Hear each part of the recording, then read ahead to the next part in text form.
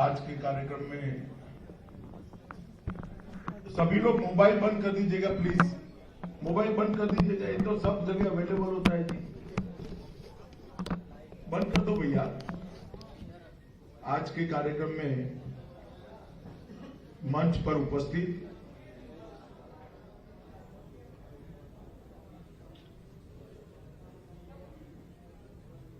पश्चिम क्षेत्र भारतीय जनता पार्टी के अध्यक्ष युवा नेता श्री मोहित बेनीवाल जी, राजस्थान से यहां चुनाव के काम में मदद करने के लिए आए हुए हमारे संगठन मंत्री चंद्रशेखर जी, हमारे वरिष्ठ नेता और मेरठ के सांसद राजेंद्र अग्रवाल जी, हमारी भारतीय जनता पार्टी की नेत्री और राज्यसभा की सांसद बहन कांता करदम जी, मेरठ कैंट के प्रत्याशी अमित भाई खड़े होइए आप, हमारे श्री अमित अग्रवाल जी, मेरठ शहर के प्रत्याशी कमल दत्त शर्मा जी, मेरठ दक्षिण के प्रत्याशी श्री सोमेंद्र तोमर जी, महानगर अध्यक्ष श्री मुकेश सिंघल जी,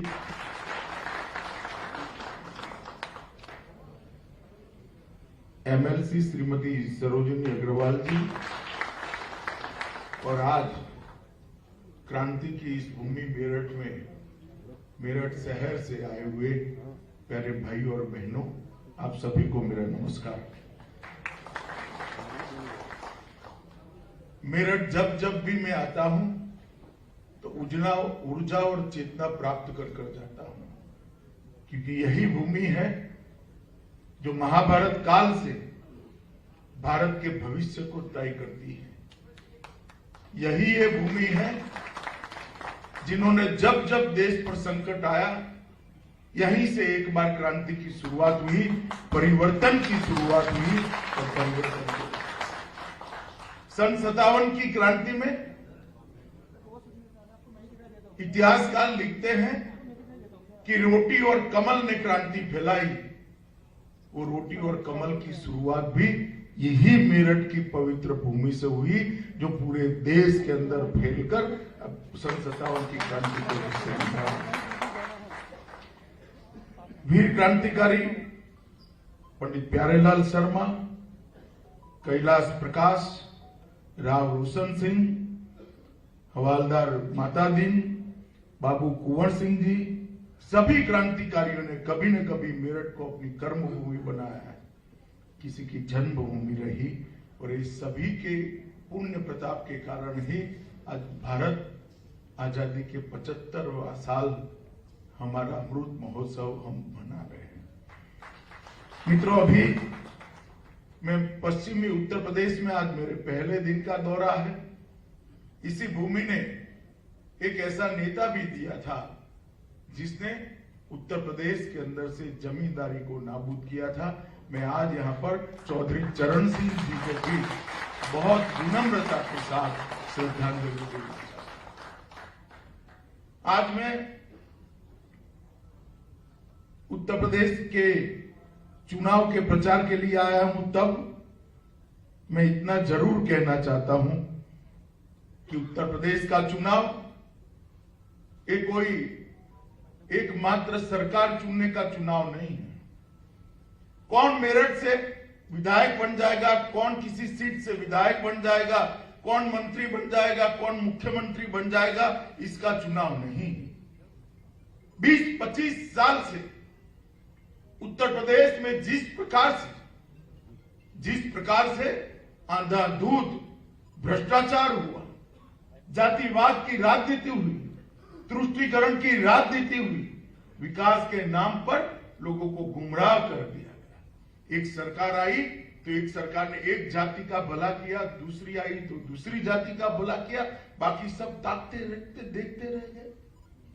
और देखते देखते देखते आजादी के समय सभी क्षेत्रों में, चाहे शिक्षा हो, चाहे कला हो, चाहे संस्कृति हो, चाहे राजनीति हो, चाहे उद्योग हो, चाहे व्यापार हो, जो उत्तर प्रदेश देश में सिरमौर माना जाता था, वो उत्तर प्रदेश बीमारू राज्य बनकर रह गया।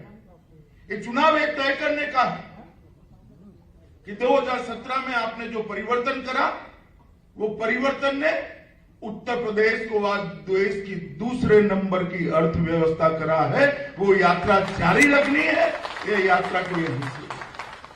ये चुनाव उत्तर प्रदेश का भाग्य तय करने का चुनाव है। और जब मैं कहता हूं उत्तर प्रदेश का भाग्य तय करने का चुनाव है, तब समझ लो भारत का भाग्य तय करने का चुनाव है। क्योंकि 28 करोड़ की आबादी, 28 करोड़ की आबादी देश का सबसे बड़ा सूबा, अगर वहां पर व्यवस्थाएं नहीं रहती, वहां सुचारू रूप से कोई सरकार नहीं चलती है, कानून और व्यवस्था का राज नहीं चलता है, गरीब से गरीब व्यक्ति तक उसका अधिकार नहीं पहुंचता है, तो देश का भी भला नहीं हो सकता।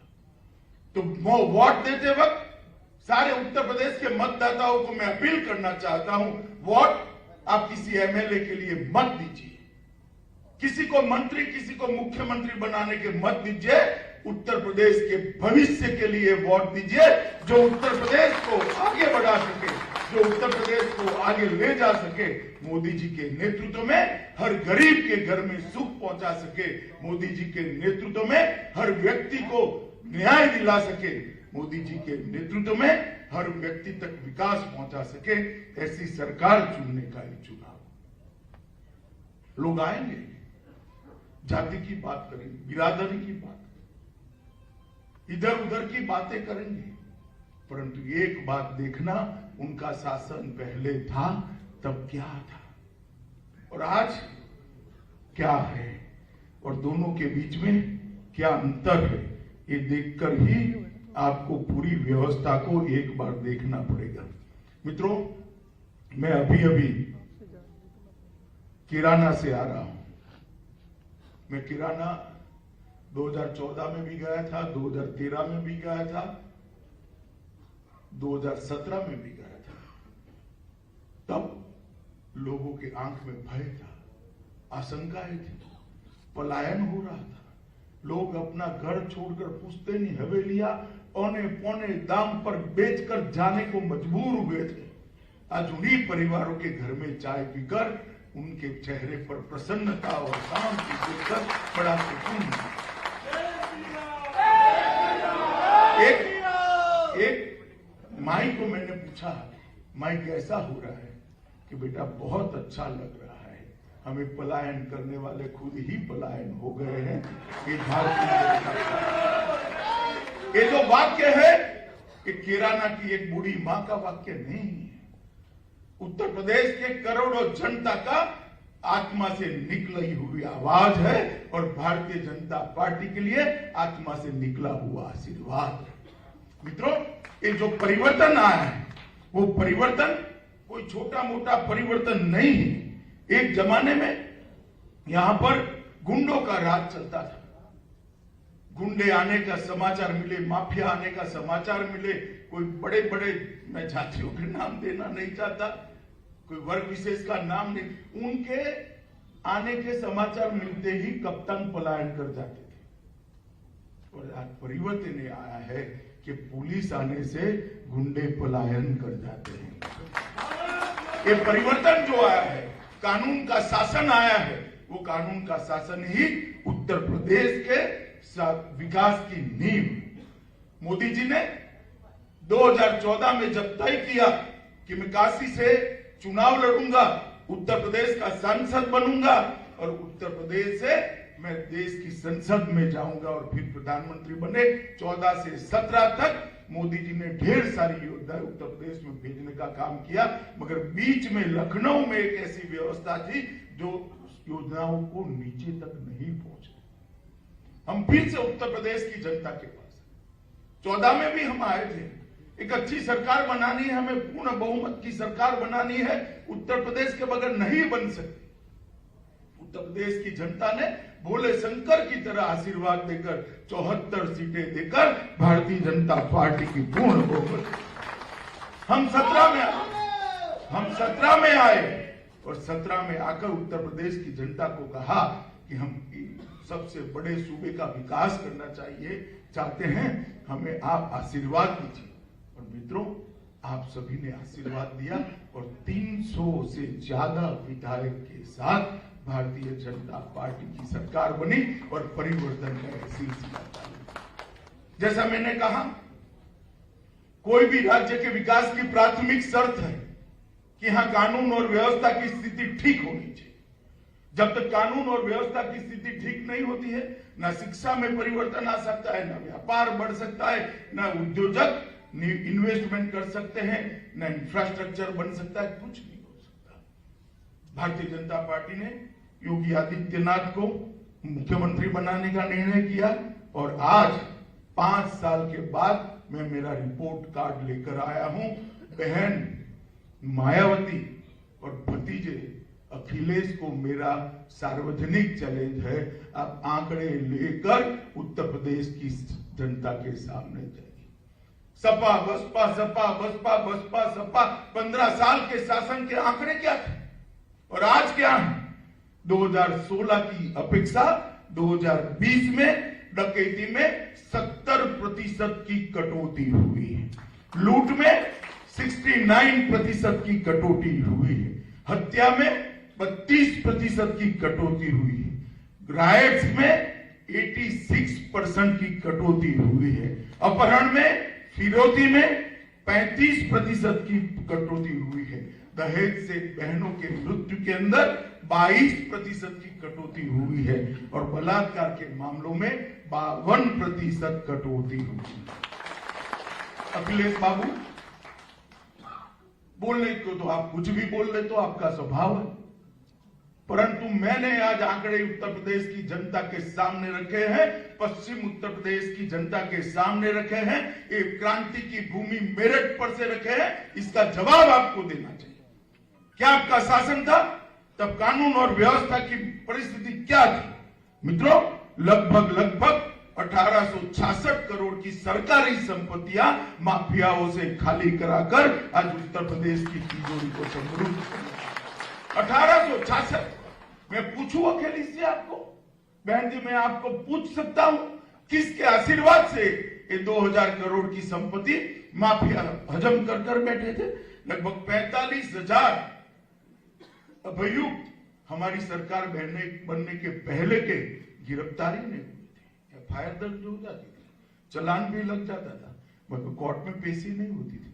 वो 45,000 लोग भागने की जगह थाने में अपनी सलामती ढूंढे। इस प्रकार का वातावरण उत्तर प्रदेश में भारतीय जनता पार्टी की योगी सरकार ने करा है और मैं मानता हूं कि कानून और व्यवस्था में हमने ढेर सारा परिवर्तन किया है। 214 नए थानों की स्थापना की है, महिलाओं के लिए अलग पुलिस स्टेशन बना गए हैं, रोमियो स्क्वाड बनाई गई है और जनपद में साइबर सेल, साइबर पुलिस थाने और लगभग 1,43,000 नई पुलिस की भर्ती हुई है। ये कोई एक जाति की नहीं है, जिसमें मेरिट था वो सभी को था। और मित्रों, परिवर्तन कानून और व्यवस्था का जो आया, इसके कारण ढेर सारी उत्तर प्रदेश की समस्याओं का समाधान हुआ है। और 2017 में यहां पर हमारी सरकार बनी। सरकार बनने के साथ एक परिवर्तन हुआ। केंद्र में तो मोदी जी की सरकार थी, यहां पर भी भारतीय जनता पार्टी की सरकार बनी, योगी जी मुख्यमंत्री बने, एक डबल इंजन की सरकार बनी और इसका एक परिवर्तन देखिए साहब, डबल इंजन की सरकार किस प्रकार से परिवर्तन कर सकती है। उत्तर प्रदेश के पूरे क्षेत्र के अंदर 1,67,00,000 माताओं को जीवन में पहली बार फ्री ऑफ कॉस्ट गैस का सिलेंडर और चूल्हा देने का काम नरेंद्र मोदी जी ने किया और वो घर हर गरीब आज कंडे व टहनियां जलाकर, एक गरीब मां धुएं से घर भर देकर अपनी आंख की ज्योति और फेफड़े को खराब कर कर खाना पकाने के लिए मजबूर नहीं है। मोदी जी ने हर मां के घर में गैस का सिलेंडर पहुंचाया। लगभग 2,61,00,000 घर ऐसे थे जिसमें शौचालय नहीं। मित्रों, मेरठ में आपको कल्पना नहीं आएगी, मगर जिसमें घर में शौचालय नहीं होता है उस घर की महिलाओं की क्या स्थिति होती है वो जिसने गांव देखा है उसी को मालूम है। 2,61,00,000 घरों के अंदर शौचालय बनाने का काम ये 5 साल के अंदर समाप्त कर दिया है। मातृवंदना योजना में 40 लाख से ज्यादा माताओं को फायदा मिला है और 1,41,00,000 घर ऐसे थे जिनको आजादी के 70 साल के बाद भी घर में लाइट का कनेक्शन नहीं मिला था। ये लगभग 1.5 करोड़ लोगों को घर में बिजली पहुंचाने का काम नरेंद्र मोदी जी और योगी आदित्यनाथ ने करा और निःशुल्क विद्युत पहुंचाने का, उसके घर में उजियारा पहुंचा है। आजादी के 70 साल के बाद उजियारा पहुंचा है। उजाला योजना में लगभग 2,60,00,000 बल्ब बांटे गए। प्रधानमंत्री गरीब अन्न कल्याण योजना में 15 करोड़ लोगों को 2 साल तक कोरोना काल में मुफ्त राशन देने का काम भारतीय जनता पार्टी के प्रधानमंत्री श्री नरेंद्र मोदी ने। लगभग 42 लाख लोग ऐसे थे जिनके पास घर ही नहीं था, उनको घर देने का काम हुआ। पीएम सम्मान निधि लगभग 2,45,00,000 लोगों को हर साल 6 महीना सीधा डीबीटी से इसके बैंक अकाउंट में देने का काम होता है। इस प्रकार के ढेर सारे गरीब कल्याण की योजनाओं को नीचे पहुंचाने। पहले एक सरकार आती थी तो एक जाति का विकास होता था, दूसरी सरकार आती थी दूसरी जाति का विकास होता था, कांग्रेस आती थी किसी का विकास नहीं होता। भारतीय जनता पार्टी ने सबका साथ, सबका विकास, सबका विश्वास और अब देश के विकास के लिए सबका प्रयास, इस सूत्र को चरितार्थ करते हुए बहुत आगे बढ़ाने का काम करा है। मित्रों, पहले इसको बीमारू प्रदेश माना जाता था। 5 साल के अंदर योगी आदित्यनाथ की सरकार के 5 साल समाप्त हुए। मैं रिपोर्ट कार्ड लेकर आया हूं। प्रति व्यक्ति आय 2 गुनी हो गई है। 2019 के प्रदर्शन की तुलना में लगभग 9% की और बढ़ोतरी हुई है और उत्तर प्रदेश आज देश के अग्रणी राज्यों में शुमार है। 5 इंटरनेशनल एयरपोर्ट बने। अखिलेश बाबू टीवी देखते हैं तो सुन लेना, 5 इंटरनेशनल एयरपोर्ट नए बने हैं। 8 एयरपोर्ट देश अंतरदेशीय है, 13 एयरपोर्ट और 7 हवाई पट्टियों का विकास हो रहा है। 70 साल में सिर्फ 2 एक्सप्रेसवे बने थे, हमने नए 5 बनाए। गंगा एक्सप्रेसवे का भी मेरठ से भूमि पूजन करने का काम हमने कर दिया है। 14,000 किलोमीटर सड़कों का चौड़ीकरण और सुदृढ़ीकरण करा है। नोएडा, लखनऊ, गाजियाबाद, कानपुर, आगरा, गोरखपुर, वाराणसी, प्रयागराज, झांसी और अपने मेरठ में भी 21 किलोमीटर की मेट्रो लाइन डालने का काम नरेंद्र मोदी सरकार ने चालू किया। इन्वेस्टमेंट समिट में 4.68 लाख करोड़ के एमओयू हुए हैं और प्रधानमंत्री ग्राम सड़क योजना में लगभग 7,000 किलोमीटर ग्रामीण सड़कों को बनाने का काम किया। अखिलेश बाबू, आपके 5 साल में जो हुआ है गुना 5 कर जरा हिसाब मिला दीजिए, नहीं होगा। आप क्या विकास की बात करोगे? विकास आप नहीं कर सकते हो।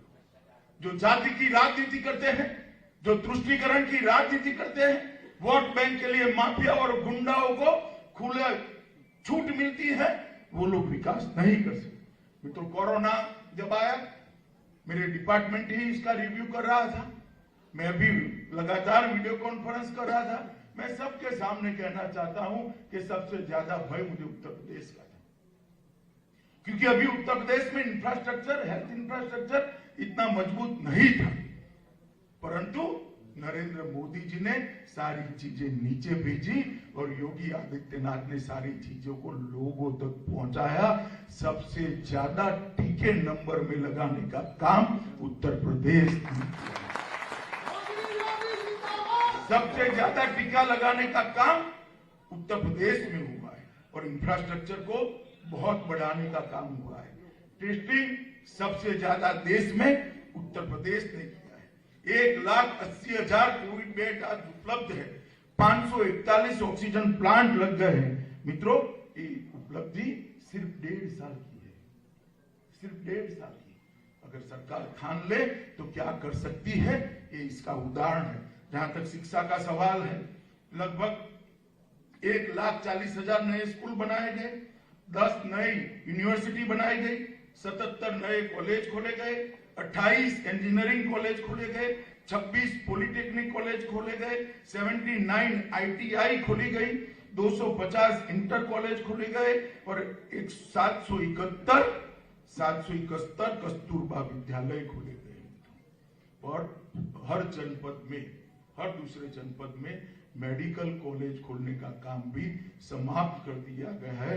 उत्तर प्रदेश देश का एकमात्र ऐसा राज्य है जहां 40 सरकारी मेडिकल कॉलेज उपलब्ध हो गए हैं। उत्तर प्रदेश के बच्चे को पढ़ने के लिए बाहर जाने की जरूरत नहीं।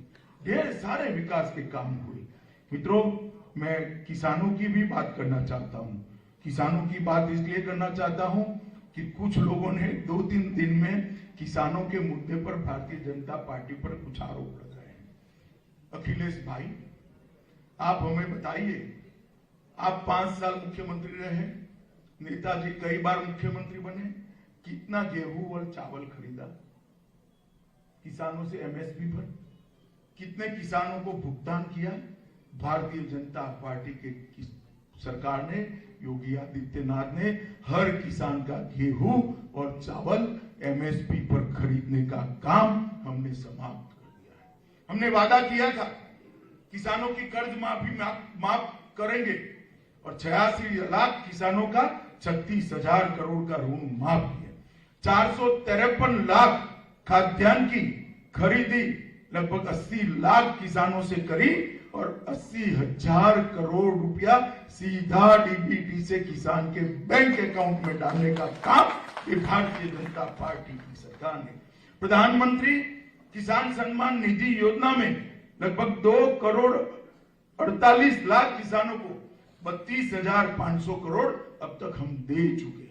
आप तो ऋण माफ करने की बात करते थे, हमें उसको ऋण लेने की जरूरत ही न पड़े, इस प्रकार की व्यवस्था करी।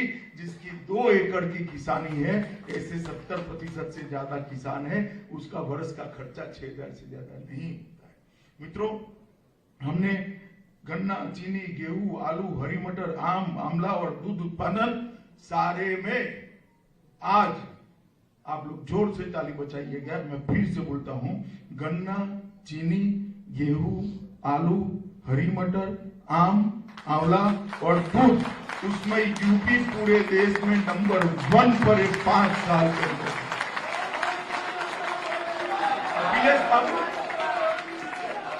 अखिलेश बाबू, आप हमें किसानों की बात समझाते हैं। कितनी चीजों में आप नंबर 1 थे। आप तो नहीं बोलोगे, मैं बता देता हूं उत्तर प्रदेश की जनता को, मैंने जो कहा गन्ना, चीनी, गेहूं, आलू, हरी मटर, आम, आंवला, दूध, उसमें यूपी नंबर 1 है। अखिलेश बाबू के समय में किसी में 3 नंबर तक भी नहीं पहुंचे थे, आज सब में नंबर 1 पहुंचे। अखिलेश बाबू, परिवर्तन इसको यहां पर कुछ लोग गन्ने को राजनीति का मुद्दा बनाते हैं। मैं उनको भी कहना चाहता हूं, भारतीय जनता पार्टी की सरकार के पहले सपा बसपा सपा की जो सरकारें चली, 42 में से 21 गन्ना मिलें बंद हो गई थी। CBI के 12 मुकदमे दर्ज हुए हैं। जरा ये सपा और बसपा, बुआ और भतीजा दोनों जवाब दे, 21 मिलें किसके समय में बंद हुई? आप लोगों के समय में बंद हुई है। हमारे समय में एक भी चीनी मिल बंद नहीं होने दी हमने। और आप बात करते हैं गन्ना किसान की। गन्ना किसान बेचारा बेबस और लाचार होता था, 2-2 साल तक इसका भुगतान नहीं होता था। भारतीय जनता पार्टी ने आने के बाद सत्ता में सबसे पहला काम किया, रॉ शुगर के इंपोर्ट पर ड्यूटी लगा दी, जिससे किसानों को चीनी का भाव ठीक रहने के कारण बाहर से चीनी नहीं आती है तो किसानों को अच्छा भाव मिले। हमने इथेनॉल के दाम के अंदर बढ़ोतरी कराई, जिससे चीनी मिलें ढंग से चल सके। हमने 20 चीनी मिलों का आधुनिकीकरण और विस्तार किया। सपा बसपा ने 21 चीनी मिलें बंद करी थी, हमने 20 चीनी मिलों का आधुनिकीकरण भी किया, इसका विस्तार भी किया। मित्रों, गन्ना किसानों के 1.48 लाख करोड़ 1.48 लाख करोड़, लगभग 1.5 लाख करोड़ बकाया भारतीय जनता पार्टी की योगी सरकार ने चुकाने का काम किया है। और चीनी का रिकॉर्ड उत्पादन 476 लाख मीट्रिक टन 2020 में हुआ है। अखिलेश बाबू, आप जरा हिसाब किताब लेकर इस ओर आइएगा, किसान सुन रहा है। पश्चिम में आने के पहले इसका हिसाब लेकर आइएगा। खांड सरी की इकाइयों को लाइसेंस देने का काम भारतीय जनता पार्टी की सरकार ने। मित्रों, इस सपा बसपा की सरकार ने सिर्फ 55,000 करोड़ गन्ने का भुगतान किया था। भारतीय जनता पार्टी की सरकार ने 10 साल में, भारतीय जनता पार्टी की सरकार ने एक ही टर्म में 5 साल में 1,48,000 करोड़ का उत्पादन किया है। 2017-18 में आप जब शासन में थे तब 50 करोड़ लीटर इथेनॉल बनता था। कितना बनता था भाई, जरा जोर से बोलिएगा। आज नरेंद्र मोदी जी इथेनॉल पॉलिसी लेकर आए और आज 261.72 करोड़ लीटर इथेनॉल। क्या गुमराह करेगा गन्ना किसानों? गन्ना किसानों को समझ नहीं। अखिलेश जी, जरा हिसाब किताब लेकर आइएगा। मित्रों, सिंचाई के क्षेत्र में ढेर सारे प्रोजेक्ट शुरू किए हैं जिससे कृषि का उत्पादन बढ़ जाए और पूरे प्रदेश के अंदर सिंचाई की व्यवस्था हो जाए। हम तो यहाँ रहते हैं, हरित प्रदेश में रहते हैं। बुंदेलखंड के मेरे किसान भाइयों बहनों को कितनी दिक्कत है सिंचाई की। भारतीय जनता पार्टी की सरकार 18 बड़ी योजनाएं लेकर आई है। जो योजनाएं चालू हो गई है 60 साल से लटकी थी। 4 का तो भूमि पूजन नेहरू जी ने किया था। ये राहुल बाबा उनकी चौथी पीढ़ी है, मगर योजना पूरी नहीं हुई थी। मोदी जी ने सब योजनाओं को चालू किया है और उसमें से 17 योजनाएं पूरी कर जनता को सौंप दी है। जो 18 थी इसमें से 17 5 ही साल में 70 साल तक आप भूमि पूजन करते रहे, इसका पत्थर लगाते रहे। आपके नाम का हमने तो पत्थर भी नहीं हटाया। लोगों को मालूम पड़े कि 62 में शुरू की योजना मोदी जी समाप्त कर रहे हैं, योगी जी समाप्त कर रहे हैं। इस 17 योजनाओं को 46 वर्षों से लंबी बाण सागर परियोजनाओं को भी हमने पूर्ण करने का काम किया। ये मेरठ के सारे प्रबुद्ध जन बैठे हैं। भाई मुझे बताइए, भारतीय जनता पार्टी की योगी आदित्यनाथ सरकार पर आप करप्शन का एक भी आरोप सुने हो क्या? जोर से बोला, सुने? पहले एक भी सरकार ऐसी थी 90 के दशक के पहले की बाद की कि जिस पर करप्शन के आरोप नहीं लगते थे? पूरा करप्शन को सचिवालय से में समाप्त कर दिया। अब करप्शन को थाने में से निकालना है, करप्शन को एसडीएम तक परकोलेट करना है, करप्शन विहीन प्रशासन को। इसके लिए एक और 5 साल आपका आशीर्वाद चाहिए। मित्रों, भ्रष्टाचार विहीन सरकार बनाना ये भारतीय जनता पार्टी का लक्ष्य है, मोदी जी का लक्ष्य है। मित्रों, हमने ई टेंडरिंग प्रणाली करी, ढेर सारे चयन बोर्डों में भ्रष्टाचार था, उसको भी ठीक किया और प्रदेश में निजी निवेश से लगभग 1,61,00,000 रोजगारी के अवसर उत्पन्न करने का काम 5 साल के अंदर भारतीय जनता पार्टी की सरकार ने किया है। मित्रों, जो लोग ये कह रहे हैं कि हम परिवर्तन लाएंगे, भाई जनता ऐसा परिवर्तन नहीं चाहती कि फिर से बुआ भतीजे का राज आ जाए। जनता ऐसा परिवर्तन चाहती है जिससे माफिया भाग जाए, पलायन करने वाला पलायन कर जाए, देश में उत्तर प्रदेश में खुशहाली हो, किसान खुश हो, इंफ्रास्ट्रक्चर अच्छा हो, बच्चों के पढ़ाई लिखाई की व्यवस्था अच्छी हो। और ये परिवर्तन न सपा ला सकती है न बसपा ला सकती है। मित्रों, परिवर्तन जो मोदी जी लाए हैं इसका परिणाम क्या है मैं बोलना चाहता हूं। 2017 के पूर्व देश की 7वें नंबर की अर्थव्यवस्था था उत्तर प्रदेश। कौन से नंबर की था? अब देश की दूसरे नंबर की व्यवस्था बन चुका है और कुछ ही समय में ये पहले नंबर की बन। देश का जीडीपी हम सरकार में आए इसके पहले 10 लाख हजार करोड़ था। अब 21,31,000 करोड़ का जीडीपी का एक 5 साल में ही दुगना करने का काम भारतीय जनता पार्टी की सब। ईज ऑफ डूइंग बिजनेस में 14वें स्थान पर उत्तर प्रदेश रहता था, आज उत्तर प्रदेश दूसरे स्थान पर है। बेरोजगारी का दर 17.5% था, आज 4.1% पर लाए हैं। मेडिकल कॉलेज आपके समय में 12 थे, आज 40 है। मेडिकल सीटें 1900 थी, आज 4300 सीटें हैं। दिमागी बुखार के केस के अंदर 95% केस की कमी करी है। प्रतिवर्ष चावल का औसत उत्पादन 139 लाख आप छोड़ कर गए थे, 5 ही साल में हम 163 लाख तक ले गए। धान की खरीदी आप 123 लाख टन 5 साल में किए थे, हमने 5 साल के अंदर 271 लाख टन खरीदी करी है। गेहूं अलग है और धान की खरीदी पर 32 लाख किसानों को 38,000 करोड़ सिर्फ धान की खरीदी की बात करता हूं, वो देने का काम भारतीय जनता पार्टी की सरकार ने किया है।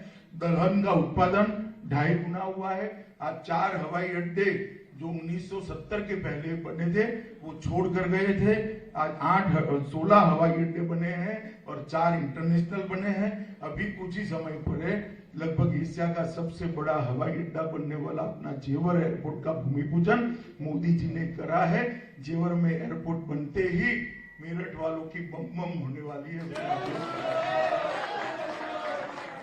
मित्रों, एक्सप्रेसवे 2 थे, 5 बनाए हैं और ये सब इसलिए हुआ है कि डबल इंजन की सरकार यहाँ पर काम करी है और सबसे विशेष कानून और व्यवस्था यहाँ पर ठीक है।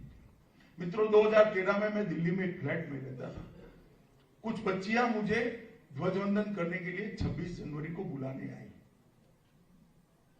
अब मैं गया वहां पर, गया तो सिर्फ बच्चियां ही थी। बोलो सबके माता पिता कहाँ गए? उसने कहा अंकल हम तो यहाँ रहते हैं, हम मेरठ के हैं। तो यहाँ क्यों रहे? कि वहां तो हम पढ़ाई लिखाई कर नहीं सकते, बहुत छेड़खानी होती है। सबने मिलकर ये 5 फ्लैट किराए पर लिए हैं और हम सबकी पढ़ाई लिखाई यहाँ पर करते हैं। मैंने मेरी आंखों से देखा है। उसी वक्त ईश्वर ने मुझे मौका दिया उत्तर प्रदेश के प्रभारी बनने का। 2014 में आपने भाजपा को पूर्ण बहुमत की सरकार दी, 2017 में 300 सीटों की सरकार दी, 2019 में फिर से 65 सीटें दी और पूर्ण बहुमत की सरकार बनी और 2022 में मैं फिर से एक बार आपका आशीर्वाद मांगने आया हूं। उत्तर प्रदेश को 7 अर्थ में उत्तम प्रदेश बनाने के लिए मोदी जी को, योगी जी को एक और मौका दिया। भारतीय जनता पार्टी ही इतने बड़े प्रदेश का विकास कर सकती है और भारतीय जनता पार्टी ही ये प्रदेश के अंदर कानून का राज प्रस्तावित कर सकती है। पहले हम वादा लेकर आए थे, अब हम रिजल्ट लेकर आए थे। पहले हम आपको 2 हाथ जोड़कर वोट मांगते हैं, वोट तो आज भी 2 हाथ जोड़कर मांगते हैं, मगर विनम्रता से मैं कहना चाहता हूं मेरठ वालों को कि आपके वोट पर हमारा अधिकार है। बड़ी विनम्रता से हम रिजल्ट लेकर आए और मैं अभी भी पूरे प्रदेश की जनता को कहना चाहता हूं, प्रत्याशी मत देखिएगा, विधानसभा मत देखिए, कौन मंत्री कौन मुख्यमंत्री मत देखिए, मोदी जी के सामने देखिए, भारत माता का मानचित्र नजर के सामने रखिए और कमर पर थप्पा लगाकर भारत माता की जय। मैं आप सभी को पूछना चाहता हूं, आपने डिबेट देखा होगा, मोदी जी देश के प्रधानमंत्री बने 5 अगस्त 2019 को एक ऐतिहासिक बिल लेकर मैं संसद के सामने गया, धारा 370 को समाप्त करने का, 35A को समाप्त कर। आप मुझे बताइए, कश्मीर देश का अभिन्न अंग बनना चाहिए या नहीं बनना चाहिए? बनना चाहिए या नहीं बनना चाहिए? अब ये सपा बसपा कांग्रेस को पूछेगा आपका वोट कहां था उस दिन और क्यों था? सपा बसपा कांग्रेस ने धारा 370 हटाने के खिलाफ वोट दिया क्योंकि उनको अपनी वोट बैंक प्यारी थी। हमने धारा 370 को उखाड़कर फेंक दिया क्योंकि हमें भारत माता। ये जो परिवर्तन है, ये परिवर्तन है। सपा बसपा कांग्रेस और भारतीय जनता पार्टी के बीच में। इसलिए मैं कहता हूं कि आपके वोट पर मेरा अधिकार है, मेरी पार्टी का अधिकार। राम जन्मभूमि का हिस्सा इतने सालों तक लटका दे रहे, अब कहते हैं हम भी राम के भक्त दर्शन करने जाएंगे। भैया जरूर जाओ, जब से सुधरे तब से अच्छा है। मगर गोली किसने चलाई जी? कार सेवकों पर गोली किसने चलाई? डंडे किसने लगाए? छोड़िए, सब जानते हैं। मैं तो अखिलेश जी को पूछ रहा हूं। मगर अब आप रोक नहीं सकते। वहां भव्य श्री राम का मंदिर, गगनचुंबी मंदिर बनने वाला है। काशी विश्वनाथ के कॉरिडोर का काम हो या विंध्यवासिनी के मंदिर का जीर्णोद्धार हो, हर श्रद्धा स्थान को भारतीय जनता पार्टी की सरकार ने प्रजा की अपेक्षा के अनुरूप मोदी जी ने इसको संवारने का काम किया है। चाहे केदारनाथ हो, चाहे गंगोत्री हो, चाहे यमुनोत्री हो, और अब बद्रीधाम भी। मित्रों, भारतीय जनता पार्टी की सरकार गरीब कल्याण में भरोसा करती है। ये भारतीय जनता पार्टी की सरकार भ्रष्टाचार विहीन शासन में विश्वास करती है।